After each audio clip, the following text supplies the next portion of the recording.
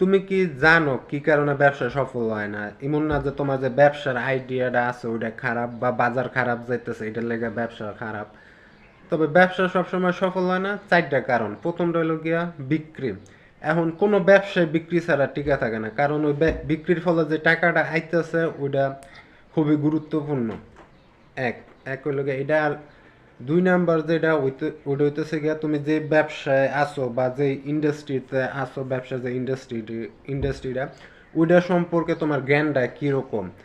এখন দেখা যাচ্ছে তুমি কোন জায়গায় দোকান নিছো, ওই জায়গার কাস্টমারদের আয় বা ইনকাম ওইটা কেমন, তাদের ক্রয় করার ক্ষমতাটা কীরকম ওইটা তোমার জানতে হবে। আর তোমার যে প্রতিযোগী যেগুলো আছে ওইগুলা সম্পর্কে তোমার কোনো আইডিয়া আছে নাকি। দেখা গেছে এমন অনেক প্রতিযোগী আছে, ওরা এমন চান্ডাল তোমার কল্পনাও করতে পারবে না।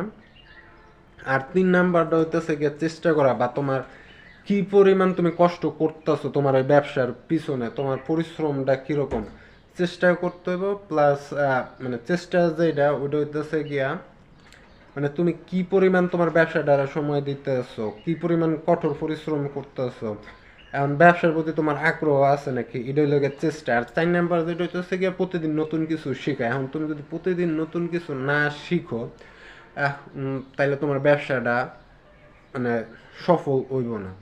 তো দেখা গেছে ব্যবসা সফল হয় না এই চারটার কারণেই। এখন এই চারটার মধ্যে থেকে যদি একটা মিসিং থাকে তাহলে তোমার ব্যবসাটা সফল হওয়াটা অনেক কষ্টকর হয়ে দাঁড়ায়। কিন্তু তারপরেও দেখা গেছে যে সেলস যেটা আছে মানে তোমার ব্যবসায় যদি প্রতিনিয়ত টাকা ঢুকতে থাকে এটা কিছু সময়ের জন্য তোমার হেল্প করব, কিন্তু এই চারটেই লাগবে।